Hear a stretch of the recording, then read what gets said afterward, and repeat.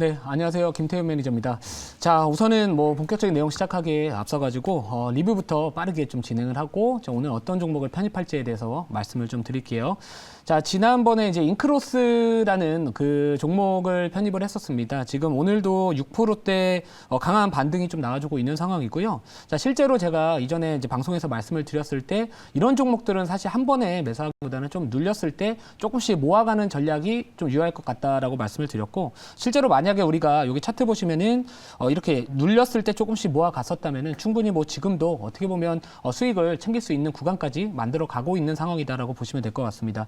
자, 최근 뭐 넷플릭스 쪽 관련해가지고요, 뭐 광고형 요금제 도입한다 이러면서 사실 이런 이 미디어 랩이죠. 그 미디어 랩 쪽 이런 회사들이 뭐 나스미디어도 그렇고 이런 이 인크로스라는 기업도 그렇고요. 이쪽 산업에 대한 인식이 조금씩 개선이 되고 있는 상황입니다. 자, 그렇기 때문에 뭐 단기적인 우리가 모멘텀이라고 할 수 있는 부분들은 여전히 그 광고형 요금제에 대한 부분들 한번 이 미디어 랩 쪽에 대한 재평가에 대한 부분들을 생각을 해볼 수가 있을 것 같고요.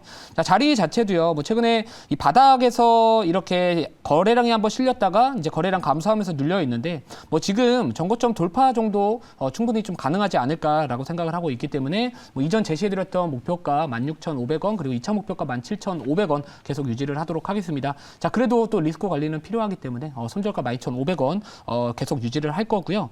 자, 그리고 2차 전지 쪽 관련해서 이전에는 제가 이제 이 대보 마그네틱이라는 기업을 얼마 전에 편입을 했습니다.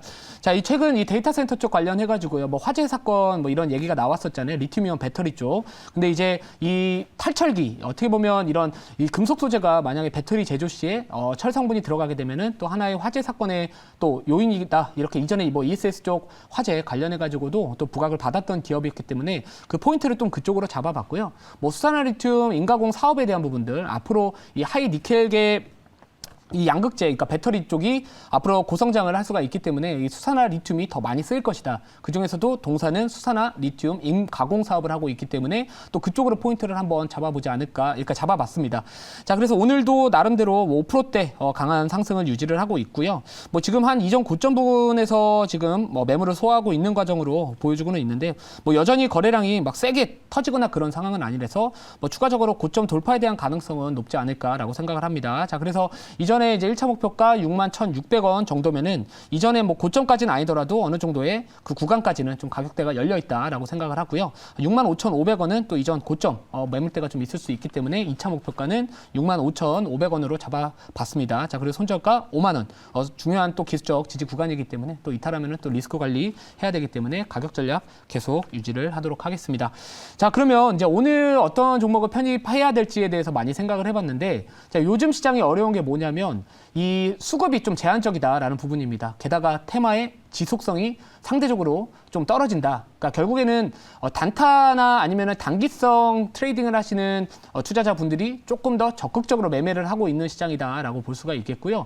자, 요즘에 미국 국채금리가 계속해서 상승을 하고 있고 또 지난밤에 이 신규 실업 수당 청구 건수가 다시 한번 또 시장에 부담스럽게 또 하회 하는 수치가 좀 나왔습니다. 자, 그러다 보니까 고용 지표가 견고하다 보니까 결국에는 이 통화 정책, 고강도 긴축에 대한 부분들이 유지될 것이다. 이런 내용들이 있기 때문에 자, 여전히 좀 추세가 살아있거나 단기적인 이슈 그리고 업황이 좋은 쪽으로 주목을 해보면 좋을 것 같고요. 자, 오늘의 키워드는 결국에 삼성 SDI를 빼놓고 말을 할 수가 없기 때문에 그 삼성 SDI 벤더사에 주목을 해봤습니다.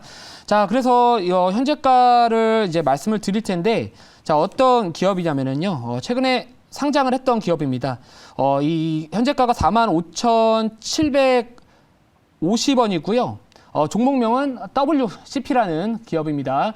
자, 신규 상장한 지는 얼마 안 됐고요. 사실상 이전에 좀 공모가 수요 예측이나 이런 부분들을 좀 했었을 때 좀 공모가가 생각보다 좀 낮게 책정이 됐습니다. 자, 요즘에 이 IPO 시장 자체가 전반적으로 좀 호황기는 아니기 때문에 이렇게 기업의 주가가 공모가 자체가 조금은 생각보다 낮게 책정됐다라는 부분들도 있고요.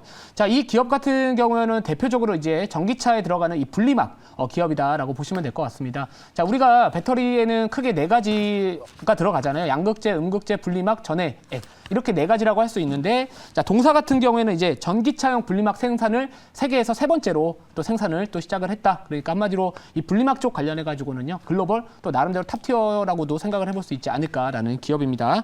자, 그래서 지금 최근에 이제 분리막 수요 수요에 대한 이런 이 수요가 계속해서 증가를 하고 있고요. 연평균 한 30% 이상의 또 고성장을 또 우리가 한번 예상을 해볼 수 있는 또 이런 산업입니다. 자, 전방 산업인 이 전기차 시장이 계속해서 고성장을 유지할 가능성이 높기 때문에 자, 지금과 같이 매크로 환경이 어려운 환경 속에서는 전방 산업이 그래도 고성장을 유지할 수 있는 쪽이 눌리더라도 다시 한번 매수세가 유입될 수 있는 환경이 앞으로 유지되지 않을까라는 생각에서 자, 이 WCP라는 기업을 편입을 해봤고요. 자, 자료 보면서 설명을 드리도록 하겠습니다.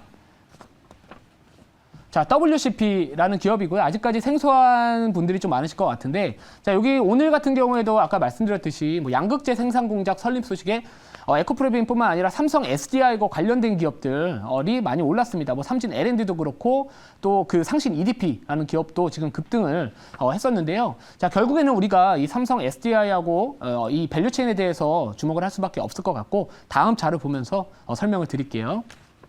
여기 보시면은 이 배터리 소재 밸류체인 그래프가 있습니다. 표가 있는데, 자, 삼성 SDI의 밴더를 보면은 뭐 양극재, 음극재, 분리막, 전해액, 동방 이런 부품별로 다 있습니다. 자, 그 중에서도 자, 동사 같은 경우에는 삼성 SDI의 이 분리막 쪽을 담당하는 기업 중에 하나로 이 WCP라는 기업이 여기 있고요. 자, 그래서 뭐 최근에 여러분들 시장이 어려울 때는 이 신규 상장주들이 더욱더 부각을 받을 때가 많습니다. 그래서 뭐 이 기업도 어떻게 보면 신규 상장주로서 또 이런 시장이 어려웠을 때 주목을 받을 수 있다라고 생각을 하고 있고요. 또 분리막에 대한 부분들이 또 삼성 SDI를 또 고객사로 두고 있기 때문에 지금 이 삼성 SDI가 공격적으로 이전과는 다르게 최근에 이 셀 업체들 중에서 이전에는 사실 좀 투자를 적극적으로 하지 않았던 기업 중에 하나였는데, 자, 요즘에 좀 이런 이 적극적인 증설, 캐파 증설에 대한 이야기들이 좀 나와주고 있습니다. 그래서 제가 이전에도 이 대형주 중에서도 관심을 갖는 기업 중에 하나가 이제 삼성 SDI라고 말씀을 드렸던 기억도 있는데, 자, 아무튼 우리가 이 삼성 SDI의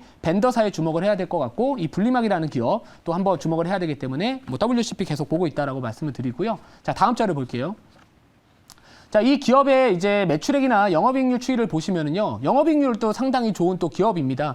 거의 뭐 지금 20%대 내외에서 유지가 되고 있고, 매출액 같은 경우에도 꾸준히 앞으로 이 전방 산업의 성장과 함께 특히나 계속해서 고성장을 유지를 할 수 있는 상황입니다. 자, 게다가 이 매출, 그 분리막 쪽에서 수출과 내수 비중을 보면은요, 지금 당장은 수출 비중이 지금 당장도 수출 비중이 높습니다. 하지만 자, 앞으로 2023년도 그리고 2024년도의 추이를 보시면은요, 이 해외 쪽 이 수출 비중이 훨씬 더 고성장, 그러니까 이 기업의 어떻게 보면 성장을 견인할 수 있다라고 보시면 될 것 같고요. 자, 최근에 이 동사 같은 경우에는 이제 헝가리에다가 이제 2024년도 가동을 목표로 착공식을 하기도 했었고요. 또 프랑스에도 이런 좀 이야기들이 나와주고 있습니다. 그러면 결국에 유럽의 배터리 생산 주요 거점인 뭐 프랑스나 헝가리 쪽에 이런 생산 시설을 가지고 있다라는 거는 또 유럽 내 또 고객사 확보에 또 유리한 환경이기 때문에 또 이런 추가적인 이런 모멘텀도 우리가 한번 기대를 해볼 수가 있지 않을까라고 생각을 합니다. 자, 그래서 이런 경쟁업체들 관련해가지고 이런 기술 수준을 나타내고 있는 표인데요. 딱 보시면은요, 그냥 다 상입니다. 뭐 지금 상. 그러니까 한마디로 뭐 기술 수준도 좋고 생산성도 좋고 개발 능력도 좋고 품질 경쟁력, 원가 경쟁력. 그러니까 기술과 원가도 싸고 기술 경쟁력도 높고 그리고 생산성도 높다. 이런 부분들을 놓고 본다면 다른 이런 이 경쟁사 대비해서도 충분히 좀 메리트가 있는 기업이지 않을까라고 생각을 하고요. 자, 다음 자료 볼게요. 자, 그래서 아까 말씀드렸듯이 이 글로벌 분리막 수요 급증이 전망이 되고 있습니다. 자, 2020년도부터 25년도까지 연평균 30% 이상의 성장인데, 자, 여러분들 연평균 성장률이 30% 정도면 얼마나 대단한 거냐면 보통 우리는 두 자리만 나오더라도요 고성장이라고 말을 하거든요. 5년 정도 CAGR로 보면. 근데 이 분리막 시장 같은 경우에는 워낙 이 전방 산업이 전기차 시장이나 이 배터리 시장이 앞으로도 고성장을 유지할 가능성이 높기 때문에 당연히 이 분리막 쪽도 반사의 이익을 얻을 수밖에 없는 상황이고, 실제로 이렇게 이 분리막 시장의 성장성도 고성장을 유지할 가능성이 높다라는 부분입니다. 자, 게다가 우측 자료를 한번 보시면 이 글로벌 분리막 수급 추이 및 전망을 보시면은요, 이 공급보다 수요가 더 급격하게 증가를 하고 있습니다. 자, 결국에는 그 생산 기업들 같은 경우에는 계속해서 캐파를 증설을 하다 보면은 충분히 그 급증하는 수요, 그러니까 수급 불균형에 대한 부분들로부터 수혜를 받을 수가 있는 기업이기 때문에, 자, 아무튼 이 분리막 쪽도 우리가 앞으로 주목을 해야 되지 않을까라고 생각을 하고 있습니다. 자, 그러면 질문 한번 받아보고 말씀을 드릴게요. 네, 제가 질문 드리겠습니다. 네. 자, 이 회사 같은 경우는 이제 그 삼성 SDI에 공급하기 때문에 굉장히 매출체는 좋다라고 생각합니다. 예.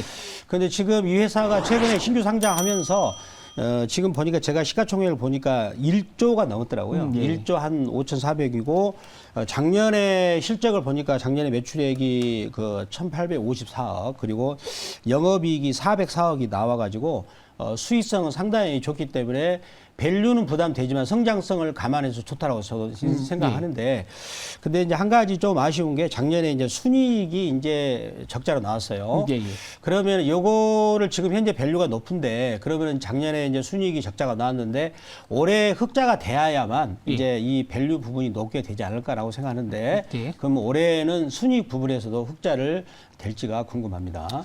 사실 뭐 지금 2차 전지나 이 배터리 쪽, 소재 쪽이나 그런 기업들 같은 경우에 물론 실적이 잘 찍혀주는 기업들도 있는데요. 네. 자, 이렇게 이 전방 산업이 좋은 기업들 같은 경우에는 저는 사실 지금 당장보다는 좀 네. 뭐 1년 뒤나 2년 뒤 정도의 밸류를 지금 가져와도 네. 충분히 좀 괜찮다라고 생각을 하고 있고요. 네. 뭐 올해 실적에 대한 부분들은 사실 뭐 지켜봐야 될 것 같습니다. 사실 뭐 제가 뭐 무조건 플러스가 된다, 뭐 작년처럼 뭐 적자가 나온다 이렇게 접근을 할 종목은 사실 좀 개인적으로는 네. 지금 당장은 네. 좀 아니라고는 보고는 있고요. 네. 그래도 이제 저는 분명히 2023년도 그리고 2024년도 네. 이 해외 쪽 매출 비중이 급격하게 또 성장을 하는 시기이기 때문에 뭐 지금 우리가 뭐 워낙 실적 장세가 중요하다라고 할지라도 그래도 네. 이제 미래에 대한 부분들을 충분히 가져올 수 있는 이런 좀 종목이지 않을까 네. 그런 시장이지 않을까라고 네. 생각을 하고 있습니다. 네. 자, 가격 전략 제시를 해드리면은요. 자, 1차 목표가는 48,000원 그리고 2차 목표가 48,200원을 1차 목표가로 하고요. 자, 2차 목표가는 5만 원, 그리고 손절가는 41,000원 제시를 해드리도록 하겠습니다.